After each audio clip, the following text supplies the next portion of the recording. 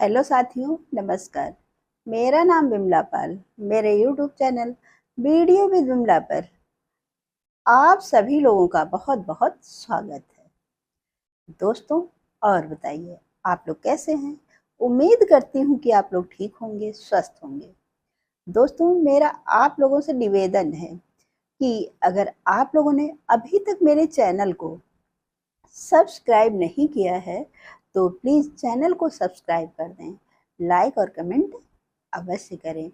और जो लोग चैनल को सब्सक्राइब कर चुके हैं उनसे मेरा यह अनुरोध है कि वीडियो को लोगों में शेयर अवश्य करें। दोस्तों, आज हम फिर आए हुए हैं अपने चैनल पर एक नई कहानी के साथ में। तो चलिए, आप लोगों का अधिक समय न लेते हुए हम आ जाते हैं अपने टॉपिक पर। एक बार की बात है, किसी गांव में रवि नाम का एक लड़का रहता था। वह बहुत ही समझदार और पढ़ने में बहुत होशियार था।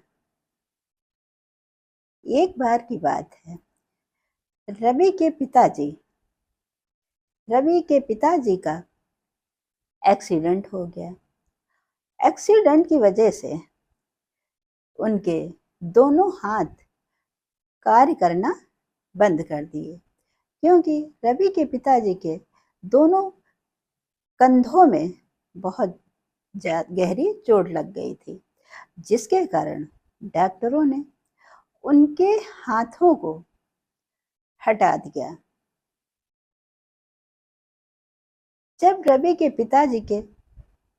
पिताजी का एक्सीडेंट हुआ और डॉक्टरों ने उनके दोनों हाथों को हटा दिया, तब रवि के पिताजी बहुत परेशान हो गए और सोचने लगे कि अब हमारे घर का खर्च कैसे चलेगा। वैसे भी रवि एक बहुत गरीब परिवार से था, क्योंकि उनके पिताजी के पास बहुत थोड़ी खेती थी और उसी खेती के अनाज बेच करके उनका गुजर बसर होता था और उसी से रवि के स्कूल की फीस भी जाती थी। लेकिन जब रवि के पिताजी का एक्सीडेंट हुआ तो अब वह कोई कार्य नहीं कर पाते थे, जिसके कारण उन्होंने अपने खेत को उन्हीं के गांव में रहने वाले एक व्यक्ति को बटाई पर दे दिया। वह बटाई पर लेकर खेती भी करने लगा और उससे जो आधा हिस्सा मिलता था वह अपने पास रखता और आधा हिस्सा रवि के पिताजी को दे देता था। कुछ दिन तो ऐसा ही चलता रहा। वह हर बार हर फसल को आधा रवि के घर पहुंचा देता था। एक दिन की बात है, रवि स्कूल में था, तभी वहां के बच्चे रवि को चिढ़ाते थे और कहते थे कि रवि, यह बता, तूने रात में खाना खाया कि नहीं खाया। यह सब सुन करके रवि को बहुत दुख होता था, लेकिन फिर भी वह किसी बच्चे को कुछ नहीं कहता था। वह पढ़ने लिखने में इतना तेज था कि हमेशा क्लास में फर्स्ट आता था, जिसके कारण स्कूल के बच्चे उससे ईर्ष्या करते थे और उसकी गरीबी का मजाक उड़ाते थे।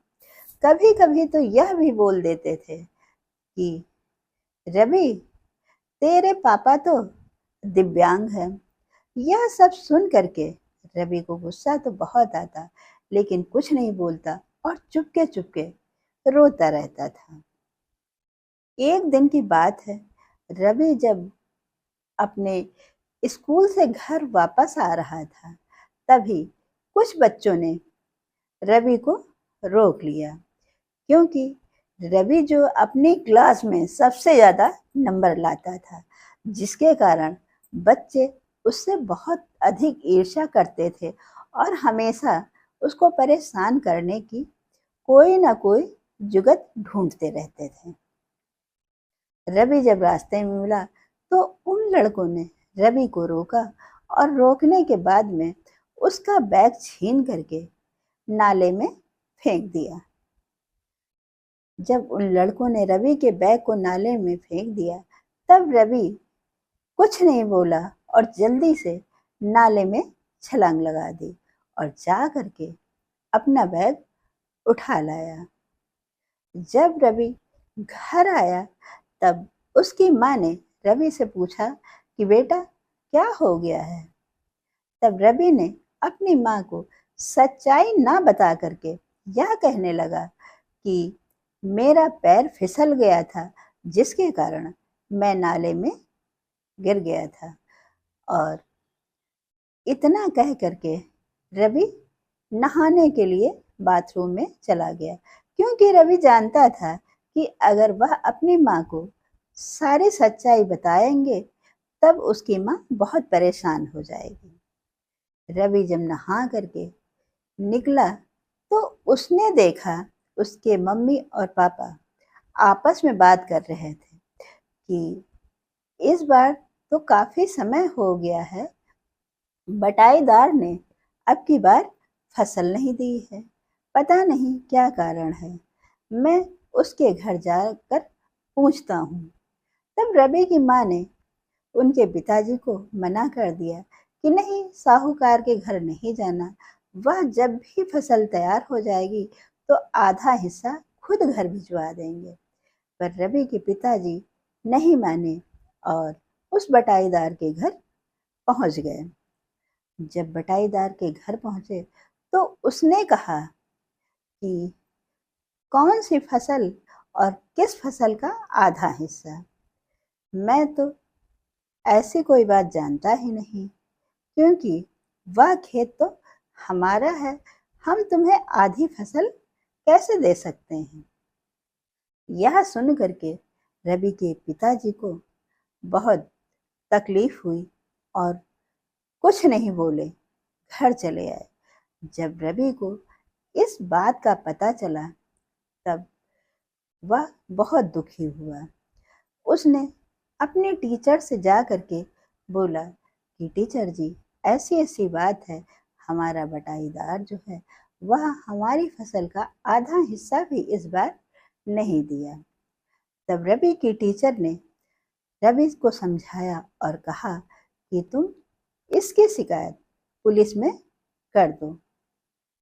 जब रवि के पिताजी इसकी शिकायत पुलिस में करने गए तो पुलिस जब घर आई तब उसको बटाईदार ने कुछ पैसे दे दिया था और रवि के खेत को अपने नाम करवा लिया था। पुलिस वालों ने जब खेती के कागज देखे तब वह चुपचाप वापस लौट गए।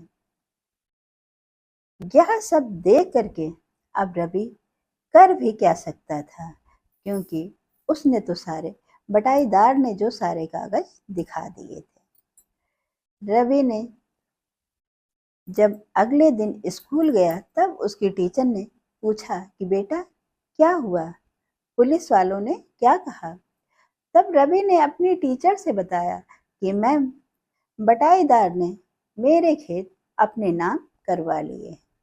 तब टीचर ने कहा कि बेटा अगर ऐसा है तब अब इसमें तुम कुछ नहीं कर सकते हो।